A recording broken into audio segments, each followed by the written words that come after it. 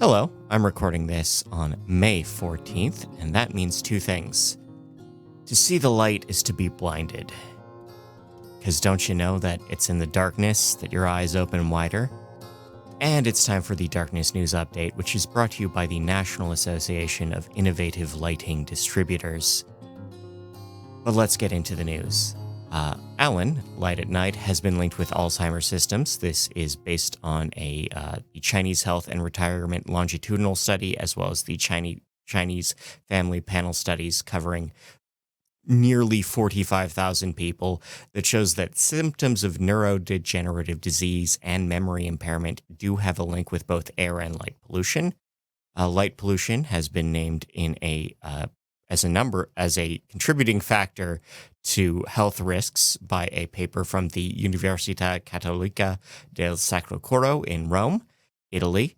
It is a broad scope paper talking about how urbanization is expanding and how that is affecting people's health. Better sleep does improve diabetes symptoms. This is based on observations of 18 pregnant diabetics.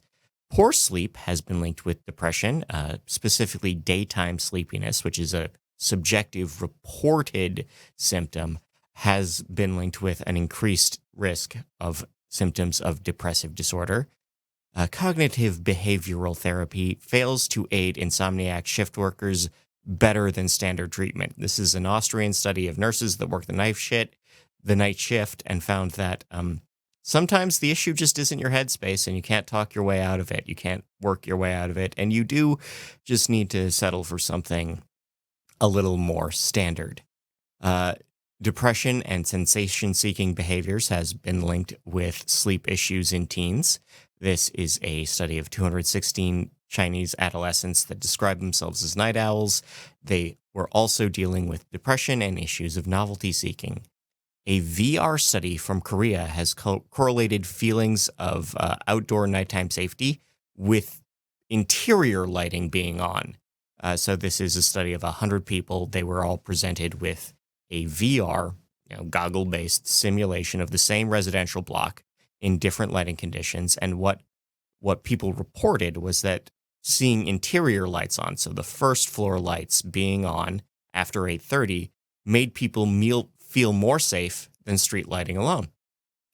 Light pollution harms flat oysters. This study showed that valve activity runs wild at night if they are under lighting conditions greater than typical. Circadian disruption has been linked with IBS-like symptoms in mice, specifically visceral hypersensitivity and colonic hyperpermeability. Both of these rise after light exposure off-cycle. Blue light has been linked with kidney stones in rats, specifically the formation of calcium oxalate crystals, the same crystals that form human kidney stones. Unpredictable light exposure disrupts gene expression in birds, specifically sex-specific epigenetic expressions, which is to say the genetic factors that lead to sex-specific biological gender expressions, those and the behaviors that come with that change under lighting. So nesting habits, peacocking habits, all of these things, they change when you change how they are exposed to light. The University of Windsor has entrained the photoperiod and feeding cycles of salmon. This means that they've proved that balanced lighting and timed feeding for Chinook salmon leads to a bigger fish. That's probably going to be something you see at the grocery store more than at a river side, but it's good to know. Adirondack, New York is seeking recognition from Dark Sky International, specifically the Adirondack Sky Center in upstate New York near Tupper Lake is looking for recognition from Dark Sky International as a dark sky space.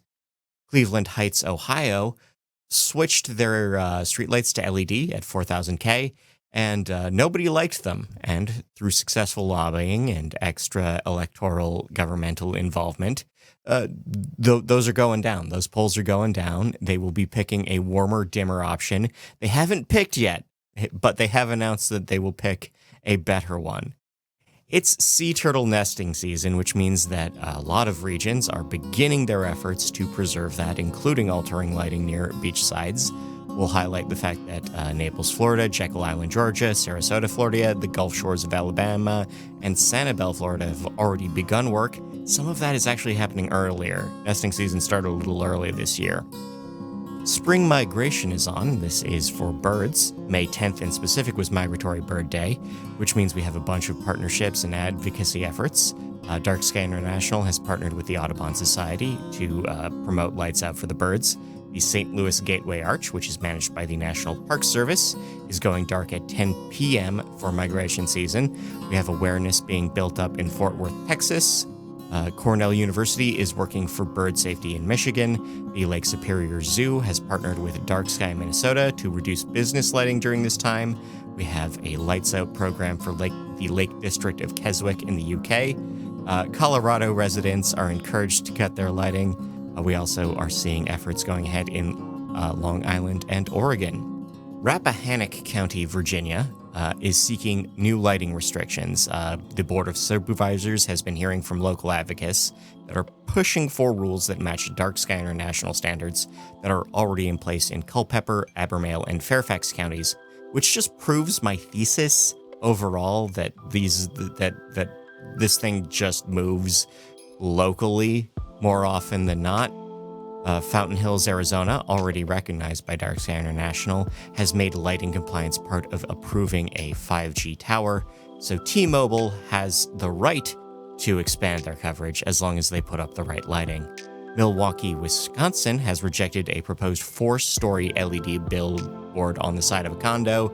That's to say 1,750 square feet of lighting on the side of a building on Wisconsin Avenue has been shot down purely on the zoning board's volition. Not one citizen complaint had to be made to make that happen.